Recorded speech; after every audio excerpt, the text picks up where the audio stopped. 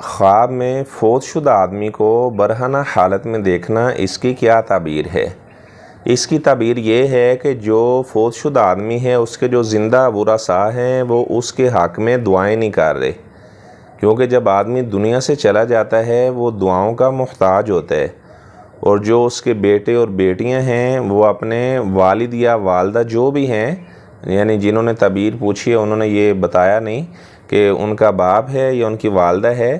بات یہ ہے کہ اگر خواب کے اندر کسی آدمی کو برہنہ حالت میں دیکھا جائے اور وہ بندہ فوت ہو چکا ہے،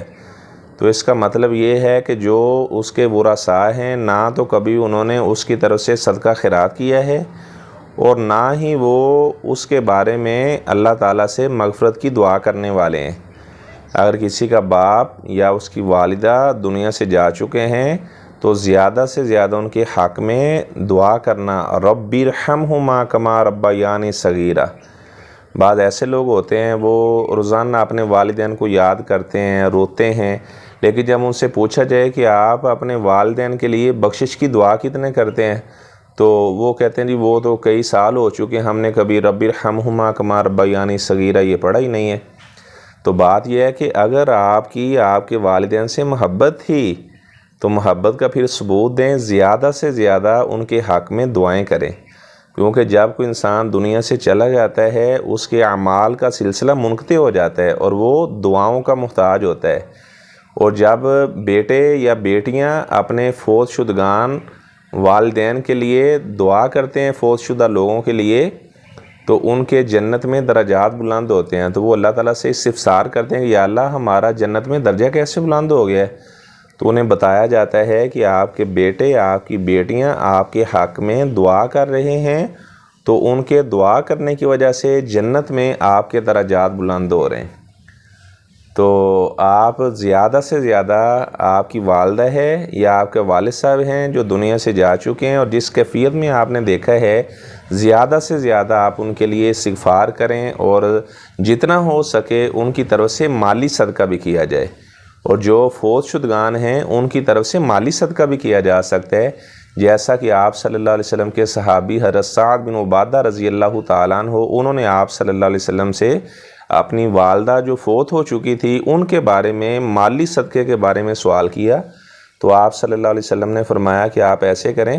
کہ آپ ان کی طرف سے صدقہ کریں، اگر آپ پانی کا صدقہ کریں تو یہ زیادہ بہتر ہے۔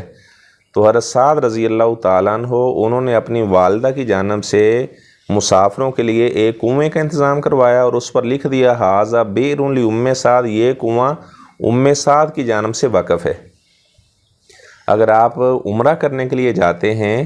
اور آپ کے والد یا والدہ وفات پا چکے ہیں تو آپ ان کی طرف سے عمرہ بھی کر سکتے ہیں، کیونکہ جو عمرہ ہے یہ مالی عبادت بھی ہے اور یہ بدنی عبادت بھی ہے، اور فوت شدگان کی طرف سے مالی صدقہ بھی ہو سکتا ہے اور بدنی اور مالی صدقہ، کیونکہ عمرہ یہ مالی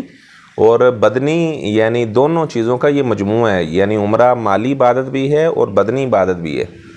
اگر والد کا یا والدہ کا جانے کا وہاں کا شوق تھا کہ اللہ کے گھر میں جانا ہے، عمرہ کرنا ہے، حج کرنا ہے،